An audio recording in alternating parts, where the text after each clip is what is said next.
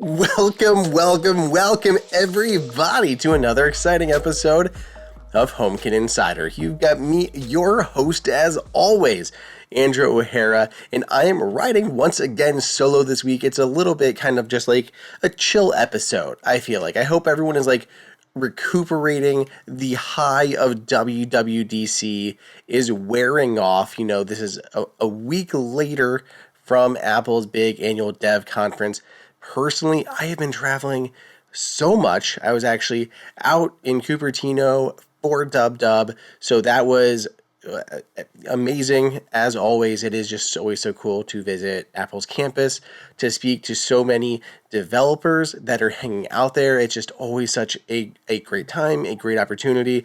Saw so many friends I only get to see, a few times a year. Nikias, Brian Tong, Justine. I didn't get to see Sigmund Judge this year. He always has so much stuff on like tvOS, and I didn't see him running around. But there's just so many people. There's a lot of you. I love you all. Like, seriously, we all just talked for so long. There was so much news that was coming out. So, of course, we're going to get into it during this episode. We're getting close to kind of summer here, so that's also just like in the air. There's just energy everywhere. I had to tell all of you that we're expecting our new little one very, very soon. It is still baking, no baby yet. So if an episode has to be late or something, you'll know why. But as of now, no baby. So still just Faith Harrison and I hanging out around here with all the animals, waiting for baby number 2 to decide it is time to show up. But I just love all of you. You guys are all so supportive of everything, all the great well wishes with the baby on the podcast, on Twitter, on everything. So it's been great. So let's get into the episode. Let's talk about the news. Now, one of the things that I saw a lot of people reacting to, especially in the smart home world, was there was no homeOS.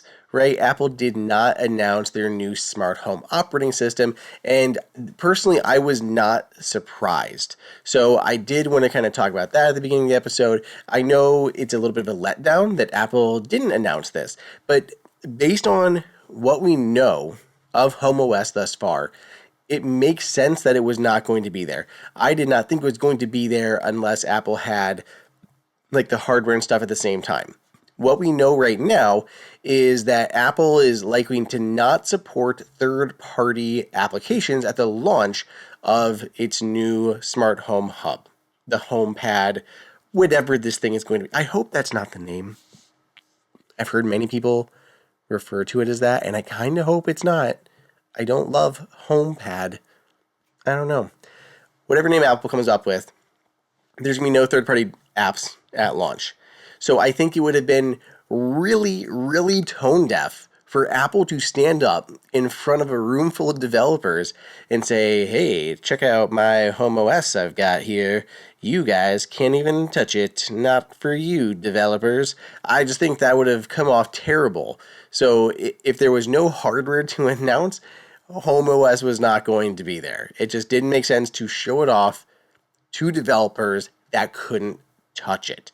So I was not expecting to see it. I was hoping to see it. Like I want, when this thing was wrapping up at the hour and a half mark, I'm like, okay, we're like 90 minutes. Apple's got time here. They got room to vamp. Like there's going to be one more thing, isn't there? We're going to get some surprise hardware, maybe the HomeOS. Like we're going to get this. And I was thinking it as we're getting that 90-minute mark. And then Tim Cook came back out and wrapped things up with a bow. So it didn't happen. I'm not disappointed. I know things are coming along. We're getting progress, and it's still going to be exciting. Gurman actually had a report out on Sunday that basically doubled down and said the same thing. Said he was not expecting HomeOS either at this event. Apple was originally going to launch HomeOS and the Smart Home Hub in March before WWDC, but between the redesign and the pushed next-gen version of Apple's Assistant, it didn't make sense to bring it out ahead of time. So Gurman's last kind of talk about it, the last release window we have heard for Apple's smart home display situation is the towards the end of the year at the earliest. So we still could see this at a September event. I think it could still make it out. If not, we're looking at early 2027. You guys know how optimistic I was heading into 2025. Sorry, I said 2027. I meant 2026. But you guys know how optimistic I was heading into 2025. Like, this is the year of the smart home, I called it. Apparently, I was too excited by that. We're going to have to punt it into 2026, perhaps, where we'll get the smart home display, we'll get homeOS, and that's also when Apple's first smart home camera is intending to launch. The doorbell situation is also work in development, but we have no time frame on that yet. But yeah, maybe it'll be 2026. Maybe. Because then we're going to have a big version of Matter this fall, which means possible hardware for 2026 then. So it'll be interesting. I hate just talking about the same rumors again and again, feeling like I have no new information to share with you all. But I did have several people asking about homeOS. Like, that was like the number one thing people were asking me up to the event, and then after, why we didn't see it. So that is what I know and what my opinion on the matter is. So let's talk about what we did get, right? Because I have a ton of notes here. There was a lot of things to talk about for smart home users, even if it's not any of the big stuff that I had on my wish list. I want to be able to share home keys. Where's that feature been? I want, be able to run automations based on person detection and things. Like, there's a lot of things that I had on my wish list that we did not get. Higher resolution cameras. Where's that at? Nope. But we did get a lot of new things, so let's go through it. Starting out, Apple Home's app got the new liquid glass redesign, of course. This could still see tweaks as we get through the beta process. Right now, it didn't get a lot of love, I feel like. It still looks very similar to the Home app that we had before, but with the standardized UI elements automatically getting upgraded to the new liquid glass aesthetic. The way that Apple usually works like that is the same thing with third-party apps, right? People use like these UI elements, like things like a tab bar. You can just insert it into your app and it has like this stock look that you can continue to modify. Developers can get crazy and add their own unique skins and things to it. But if you're using the ones that look like very at home on iOS, as Apple upgrades iOS, those automatically get reskinned to match. So that's what we have here with the Home app. Apple's using standardized UI elements. And as we move to the new version, we're getting things like new tab bars that look more at home with Apple Glass or liquid glass. So a little bit of an upgrade there. We also have new things for CarPlay with Apple Home. This was on my wish list, folks. I did nail this one as something that I specifically wanted, and we got it, which is widgets for CarPlay. I said I wanted to be able to see my smart home accessories. I wanted to be able to control them. I didn't need a whole home app, but I wanted to be able to see like, oh, I left a window open, or I left the door unlocked. The garage door is open. I left a fan running. Stuff like that. Then be able to tap them and control them really quickly from that car interface. And you can with CarPlay in iOS 26. So this is great. I love it. Widgets actually live in their own space. So there are now extra views. So your main view is like that split screen view with like the maps and then a few different pieces of information. That is now the second screen. So the first one all the way to the left is the new widgets view. You actually have the widget stack right there, which you can swipe up and down to change through the widgets, so you can get to any of your Apple Home ones. Whereas with third-party ones like controller, anything like controller for Apple Home, all of those you can pick from. Whatever you have that's running in standby mode can literally just run in CarPlay. So that's super cool. I just even use like the Apple basic one. It works great. Shows 4 relevant accessories for me, and I can tap and control them right there from CarPlay. You can specifically call out certain accessories or allow it to use like the smart suggestions. So set that up, try it out, let me know. I tested this in a couple of different cars. I've seen up to 3 widget stacks depending on the size of your car's display. A lot of them, though, they're still showing 1, and I'm hoping that's something Apple tweaks a little bit because it looks a little ridiculous with 1 giant stack showing like a clock or my Dexcom sensor or my Apple Home accessories. So I do hope that gets pared back a little bit and we can see at least 2 on more CarPlay interfaces than we see right now. But otherwise, really great to have like Apple Home and these widgets inside of CarPlay. I also like the new live activity support. So if there are any apps that support live activities, you can see them there as well. Going back to the app, there is a new thing that kind of fixes basically a bug that we saw before. So if you favorited a certain part, so if you have a switch that has like multiple accessories that show up in Apple Home and you favorited like one of them, you just wanted like the switch to show up, but it also had like sensors and other things like that. All of those ancillary accessories that were added to Apple Home will also show in your favorites, which could clutter things up. Now you can specifically favorite just a part of an accessory, and that is the only thing that'll show in that home view or the pinned like home view. So that is nice. That's a good thing to see. The no response alert has been renamed to issues, which makes sense because it can show things other than just no response. And when you see an accessory in that view that is non-responsive, it'll show you how long it has been non-responsive. So it'll say your light has been no response for 32 minutes, whatever it happens to be. So I think that'll be very useful for doing things like troubleshooting. So that's great. Next up, the locks apparently can be added now to scenes that are like time-based. So you'll be able to set maybe a scene that runs at a certain time of day or after a certain amount of time. Those can now include locks. Is that going to stay like that?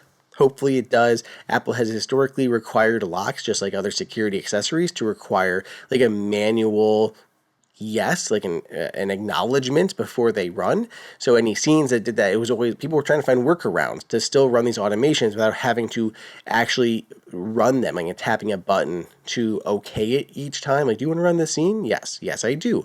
That's why I set it up to automatically run, but I can't do it because it contains a lock. So no, this will be taken care of automatically as long as Apple does not revert it back. Then we have Energy Kit, which is this really cool little thing. So Apple has that thing where it shows like green energy and like your clean energy that you can use for running your home. Now Apple has made this into like a developer API, a developer framework where they can actually tie this into their own apps.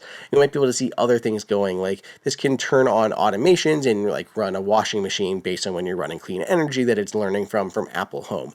So I think, as we've talked about previously on the show, as energy starts to become more important with Matter and with Apple Home, we're going to start to see people take advantage of things like this. So I think this framework is going to really grow over time in terms of what it can do. But right now it's a little more basic. It's giving you like clean energy status, and we'll soon be able to get things like you're tying in your electric company to this so you can monitor how much you're spending and all that stuff. It's expansive, and I'm glad that Apple is starting to open this up to developers like in full force. Now, this next one, I don't have too much information on because I'm waiting to see how developers are going to tap into it. I've talked to different developers like Aaron Pierce, who does a lot of the great HomeKit apps that we talk about on the show, like Home Run. I'm blanking on all of Aaron's app names right now, so I feel pretty terrible because we have talked about them many times. But all of Aaron's apps that you guys should absolutely go and download. I was talking to him about this, and Apple is now allowing developers to tie into their LLM like on device. So there's a bunch of different applications for this AI model that is running specifically on your iPhone. So it doesn't even require cloud tie-in. Right, so it's especially great for smart home users that are doing things locally and don't want to have to send commands up to the cloud. Apple was able to show a few demos of this. So I was talking to like developers who do like all trails, and they're able to use the LLM AI models on device even when you're hiking to get additional information and show you when points of interest are coming up and all this cool stuff that's just all done with AI, but locally on device with no cloud interface at all. So now Apple has opened that up, and I'm really curious at how this is going to work for smart home devs, right? There should be a lot of information we have from a smart home. I'm excited to see, like, based on how you're controlling things, what developers will be able to do with this. So right now, not too much, a little nebulous. It's going to be used for a lot of things outside of the smart home, and I'm excited to see just what developers can start to do. So stay tuned for more on that, and as apps get updated this fall, I'll be sure to let you know, or even if I get some fun betas to play around with, I'll let you know as I test those as well, assuming that developers are cool with that. Now, moving outside of iOS, we have things for tvOS and visionOS. So on the Apple TV side of things, of course, we're getting our liquid glass UI to match everything else that Apple has been announcing. It looks very nice. I do like it. It's a little more subtle, I feel like, on Apple TV, but it still looks good. So tvOS is only getting that new redesign for the latest versions of the Apple TV 4K, so the second and third generation Apple TV 4K. Crazy enough, Apple's still supporting Apple TV HD. That thing is 10 years old at this point, and Apple is still updating it. I am fairly certain this is like the oldest device that Apple currently supports, which is nuts. Apple is finally adding pass-through audio support, so you can go ahead and pass untouched audio to your receiver, your sound system, without tinkering with it in any way, so that's now a possibility. TV and movie posters are vertical when you are in the Apple TV app. Apple hasn't changed this too much, but I do like the look of these vertical ones. They just look more like movie posters and such, and they take up a little bit less space, but you are sacrificing vertical space. I don't know which one is better. I feel like it probably worked better for an Apple TV when they were horizontal, because that way you had more rows, but then you had less. I don't know, whatever. Everyone's got their own preferences, but just look, based on the shape of an Apple TV, like, or an actual television set, it's shorter, right? So I liked having more rows because I could see what else was coming, but then you only had 4 titles or so left and right. Now you can see a lot more in that list without having to scroll. So perhaps it's better. Apple seems to think so. So that's changed. Apple's also changed the information that you see on an actual title card for like an episode or a movie that's in your watch list. You can still see like where it's going to play at. The episodic information is there. It just all reworked a little bit, some new icons. It looks nice. I really like it. Where am I on my list here? Okay, so Apple's now allowing you to optionally have your profiles launch every time the Apple TV wakes up. So the idea is whoever wakes up the Apple TV can choose their profile on there, which will automatically bring up their relevant information. So that's going to show their watch list. It's going to show their photos, their Apple Music library, all of that kind of stuff. If you open up the control center, you'll see their icon there, which is how you can switch between the different profiles. Profiles have been around for a while. They are not new, but Apple is just kind of pushing them a little bit more than in the past. As we've talked about on the show, profiles just don't get used very much. Like I even said incorrectly, man, I wish these profiles could tie to things like my Hulu accounts. I wouldn't have to choose my Hulu login every single time. Turns out they could if the developers wanted to support them. Same thing with Netflix or any other actual apps that support multiple profiles. I think I would use them more if it actually mattered. But really, my wife and I just use my one watch list inside of the Apple TV app. So why do we need to move into 2 different ones? It doesn't make sense. And right now, I don't think it makes sense. I think I'll start using it for Harrison so that my watch list isn't flooded with Mickey Mouse, Clubhouse, and Bluey. But we'll have to see. Maybe this will be a thing that we start using now that Apple is trying to make it maybe a little bit more useful.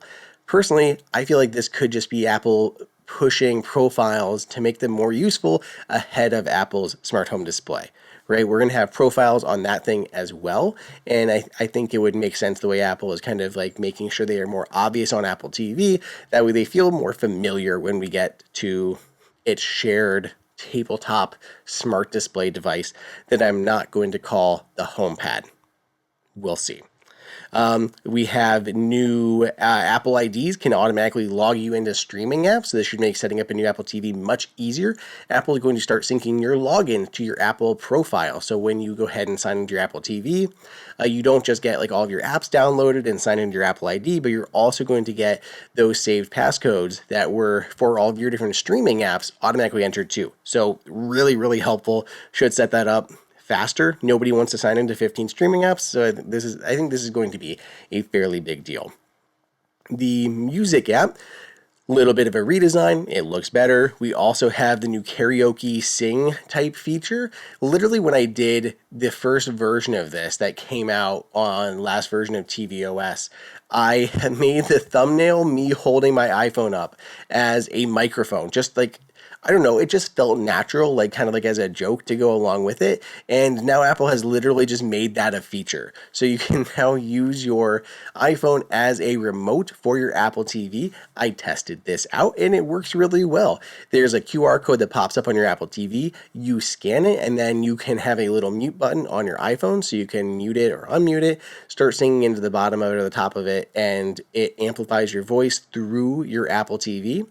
And there's a bunch of reaction emoji on there. So if other people are watching you, or if you're doing this yourself, you just want to root yourself on, you can go ahead and press on those buttons and they'll show up on the screen like encouragingly to egg you on as you were singing Living on a Prayer. I don't know what your karaoke song is. You guys choose your own.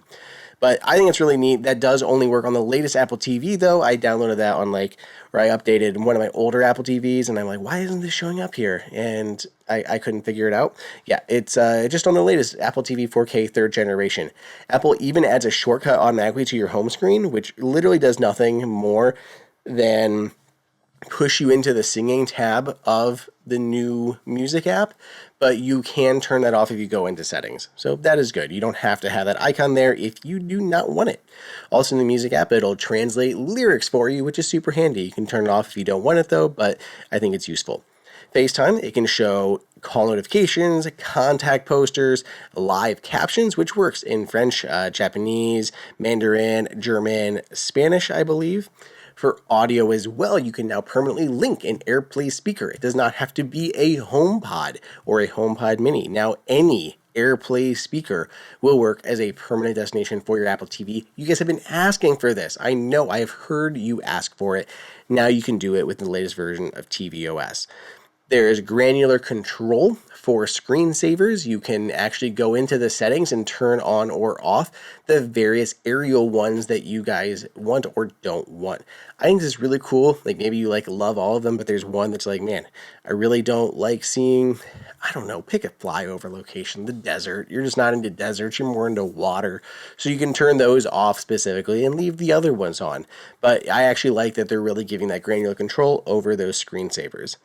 Then we have Dolby Atmos 9.1.6 support. This is specifically adding front wide channels and 2 additional overhead channels for Dolby Atmos setups. I do not have a setup that crazy, but 9.1.6 is nuts. So if you have that, I bet it's pretty cool. We have Thread 1.4 is also on tvOS 26. Thread 1.4. This is a version to this Thread network, not to Matter. So this is specifically Thread. So it's the latest Apple TVs, but this allows it to combine networks more automatically. So this is just Thread in general.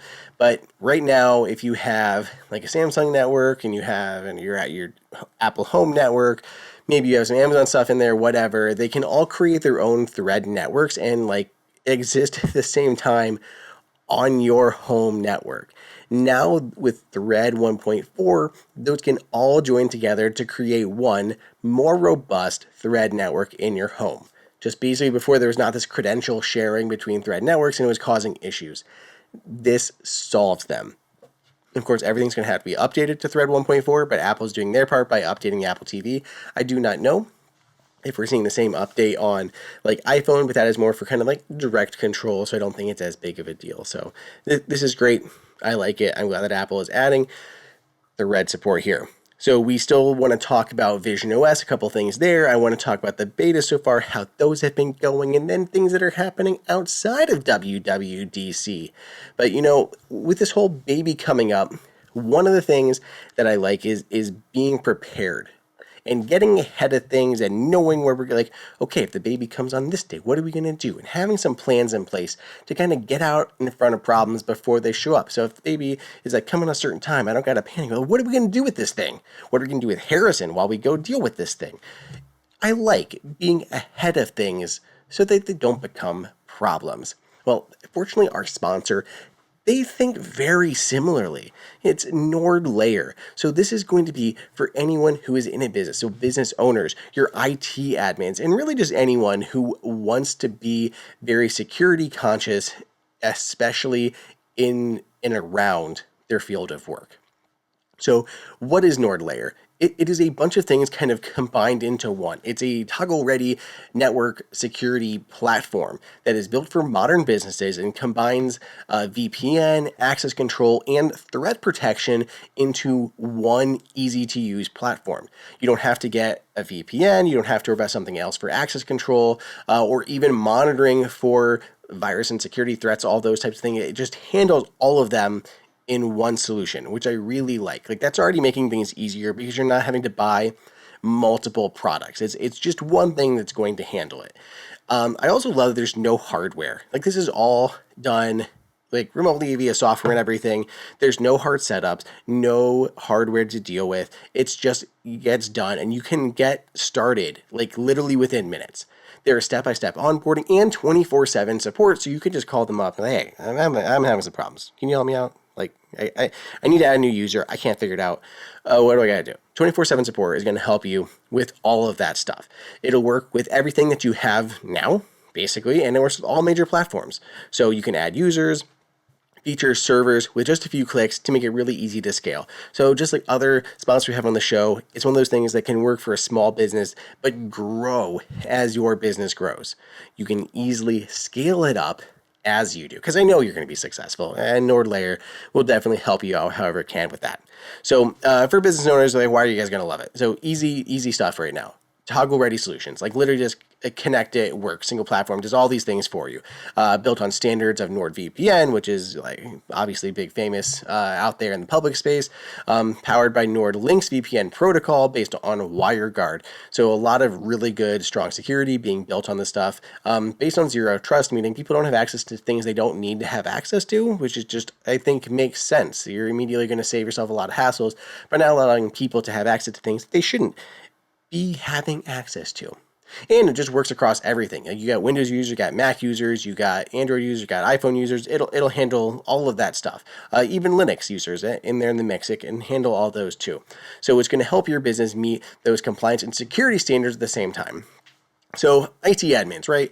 You guys have to fix a lot of things. What if there are things that make you not have to fix things? That always sounds like a good idea, right? It's just going to save you a whole lot of hassle, like NordLayer, NordLayer does. So you have remote access to internal systems, granular control to see who accesses what, from where, on which device. I think that stuff is super, super important, especially for larger businesses to help deal with preventing problems from arising in the first place, and the built-in threat detection that lets you know when there's going to be a problem, so you can prevent that problem. It literally spots the risks early. It takes minutes to deploy this thing, and as I said, it scales.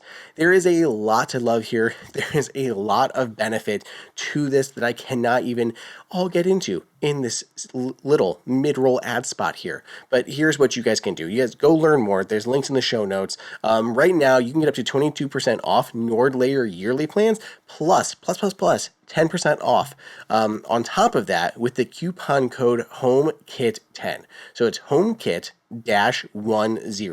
You got that? So 22% off yearly plans, and then an additional 10% off that with HomeKit-10, HomeKit 10. So use that, try it risk-free, 14-day money-back guarantee. Check it out. The link is in the show notes, but if you want to just remember, it's nordlayer.com/HomeKit. Super easy to remember. Check it out. Get that discount. Now, thank you, NordLayer, for sponsoring this episode. So, going back to the news, we have visionOS. visionOS has a bunch of new things going on. It's really sweet. But I think for smart home users, the coolest thing is the widgets. Oh my gosh, are widgets cool, you guys. I am not kidding. I was shocked at how good widgets are in beta 1 of visionOS 26. So, widgets can be pinned to any surface, right? Like your walls. And then they stay there as you move and after you reboot the system. So I'm like sitting in the living room. I threw up a giant widget on the wall of like some photos and stuff. It looks amazing. I threw up another one above the fireplace with the time. I can just look up and there's a clock flat against the wall, like with perspective and shadows and it's crazy. And then as I'm like walking into the kitchen, I happen to look to the left while wearing Vision Pro, and I'm watching the fridge obfuscate the photos.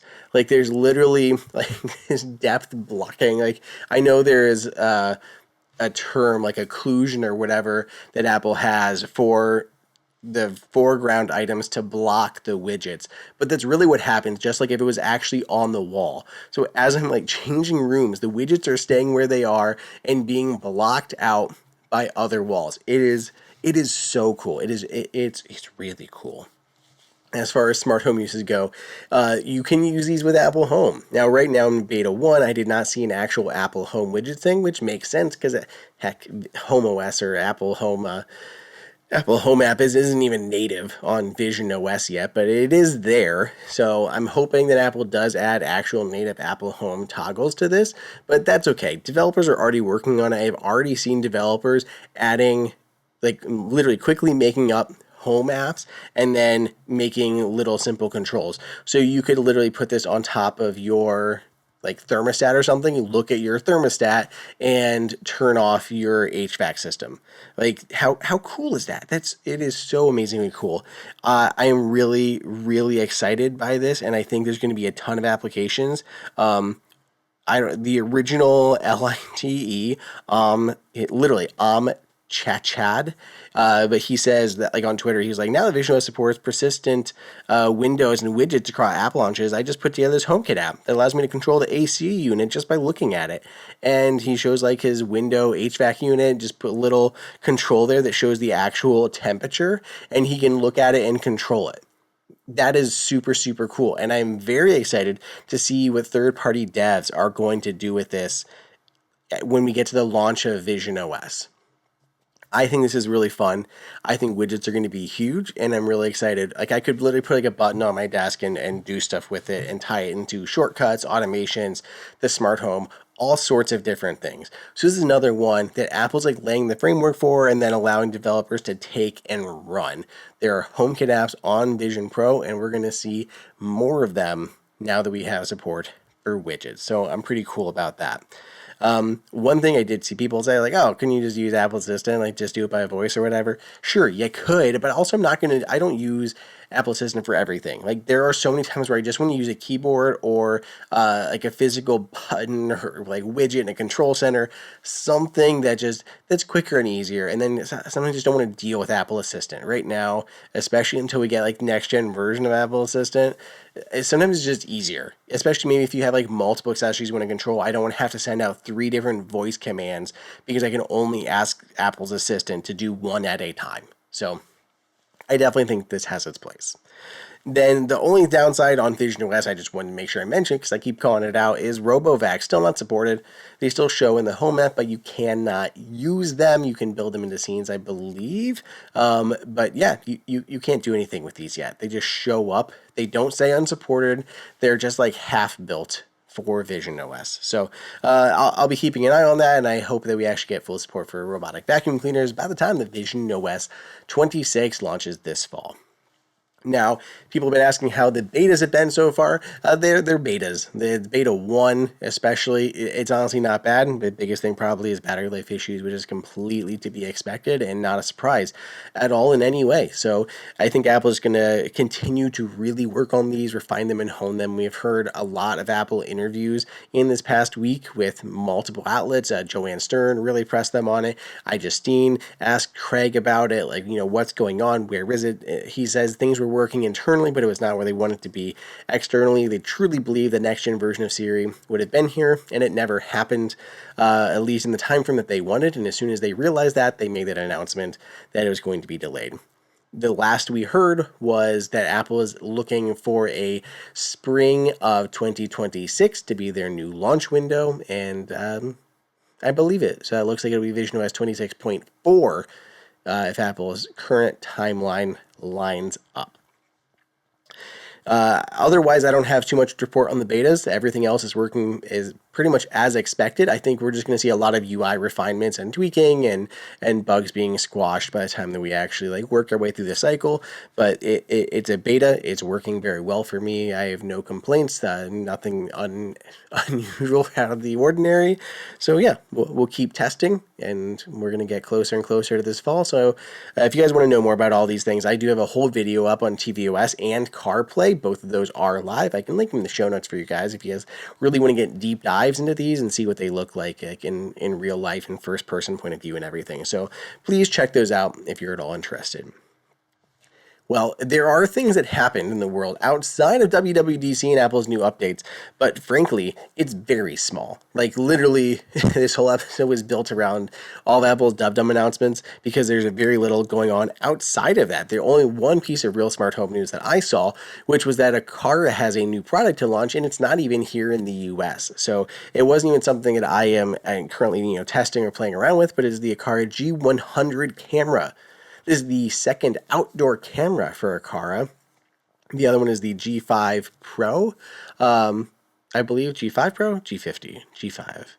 We're going to go G5, folks. But the G5 Pro, which has like the PoE or the Wi-Fi option, great camera. I love it. I think it's probably the best outdoor HomeKit camera or Apple Home camera that we have at the moment.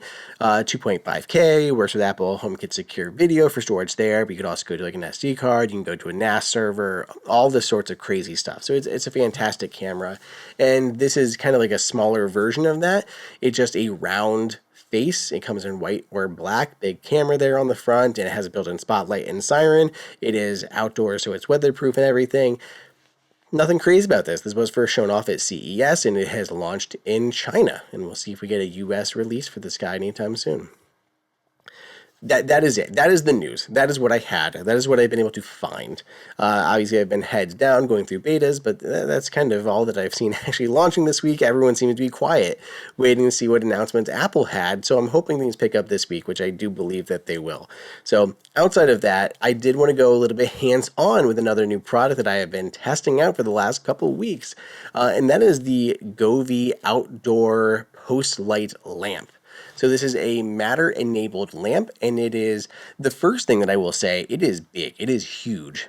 It is larger than I really expected it to be based on the images that I saw online when I was like looking at it on Amazon. I thought it would be a little bit smaller, but it was fairly expensive. I'm like, this is interesting. What's going to be like? It is big, folks. Like, it's real big. And I know I can't even show you because it's outside in the yard, but it is very tall. I swear, it's like 7-8 feet tall or something. It's a big old lamp. The head of it is, I think, 15-16 inches wide for the top of this thing. So massive for the actual top of the lamp. It is not solar or anything like that, so it does have to be plugged in. So plugs in outdoor. They give you ample amount of cord so that you can run it to where you need it to run to. The cord is watertight and seals in between each of the multiple sections that you connect together. You do have to assemble everything. They all kind of like screw into each other. So you put the two posts together, like for each section, like one part and then the other part, they slide into one another. And then you put 2 screws on the side, 2 or 3 screws, and they all lock in.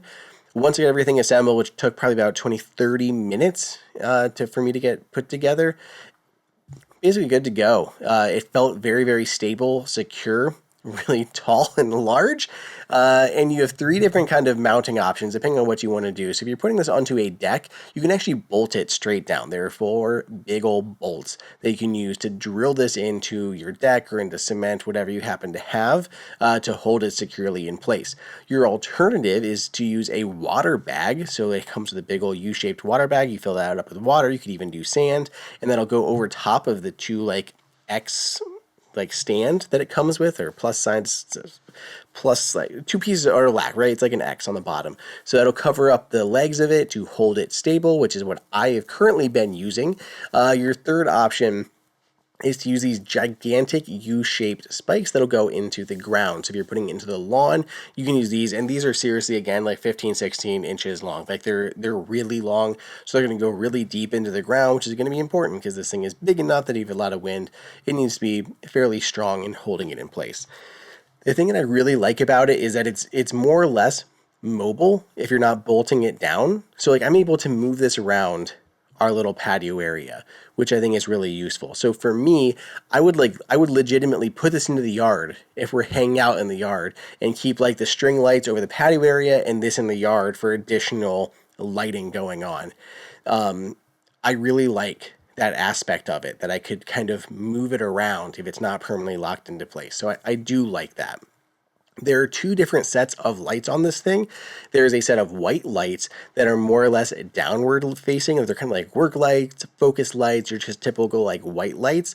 Then there's a bunch of RGB colored lights. Now these are like a second row, a ring of lights that shoot to the sides and spread out along the yard. So these are kind of supposed to be like more ambient lighting, and they're going to give you like a bunch of like vibes and mixes and feelings and all that kind of stuff. There's a ton of suggestions in the app, just like with every other Govee smart light. Basically, the same exact ones are there. So you have like fire and light, like lightning, like thunderstorm situation, or sunrise, sunset. Some of them are animated, some of them are static, but a bunch of different ones to choose from. To me, I personally think they are a little less convincing than some of the other smart lights that like Govee does, just because you can just really see the bulbs and the lights and everything. So it's not quite as like selling the effects as some of the other ones that they have do, but I still like them. So the colors, maybe if you're syncing it to music and you're really like a party or something, I can see it. But in general, I really like it for the white lights a whole lot. I just think those are super, super useful. So those are there. This thing is Wi-Fi, as I said, and it does connect over Matter. Now, I have had it go offline, unfortunately, but that's been a thing with like Govee and their Matter accessories. Really, it's just a problem with kind of Wi-Fi Matter accessories in general, and that's something that's supposed to be fixed in more recent versions of the spec. And it was easy to fix. I literally unplugged it, plugged it back in, and like we were good to go. But I've had the same original issues with my Govee Starlight projector, which is, again, works over Matter, and with the Govee Ice Maker, another unique product that works over Matter. Both of them had that happen probably like a week or two after like I set them up, and like they just went offline. But then a quick plug and plug back in, and they were good to go. And I haven't had issues with either of those since. I still regularly control them. I still have like Harrison's part of his good night scene to turn on his Starlight projector. The same thing works with the Ice Maker. It's part of my good night scene, so I say good night, and it turns out the Ice Maker, so it's not making ice throughout the night and like tumbling down and wasting energy and everything. So those I have not had issues with, and I have not had issues with this light after I unplugged it and plugged it back in after that kind of initial problem in it going offline. But you do need to have like that Wi-Fi connection to make changes to different things. So there are sensors in this, which is what I also think is super cool. There's motion sensors in it. So whenever you walk outside or the dogs go out, anything like that, the white lights can come on, and they are super, super bright. They cover a huge amount of area. You can dim them through the app, yes, but I have mine set up to come on quite bright to really fill in the yard and everything. So I love it. So I have like floodlight cameras out there that turn on when the dogs go, and I put this in another part of our patio area just to bring additional light. So when the dogs do go out there or we go out there in the night, things are getting lit up. We can see things. It's like a security light as well as like a smart light and stuff at the same time. I think it's more useful than like the floodlights when we're outside like at the fire or something. Sometimes the floodlights are a little annoying because they're kind of like facing into the yard. This is a little more subtle and it's like downward facing, so we're still getting utility lights, but it's not as glaring and as annoying. Plus you could always switch to the colored ones if you just wanted to go more ambiance at the same time and not necessarily so bright. But even like working on Harrison's bed and stuff in the yard, like I've been using this to get light while I'm working with my power tools and stuff. So really great. Really, really like it. Nothing else like it on the market. I'm excited to see more outdoor things. Make sure you have good outdoor Wi-Fi, as Jimmy and I talked about, like the Ear Outdoor one. It's great. It's fantastic. So that's a big recommendation from me. But I like this. This is another really super cool, unique Matter accessory. Works in the Apple Home app. Control the colors, all that stuff, including your scenes. It's great.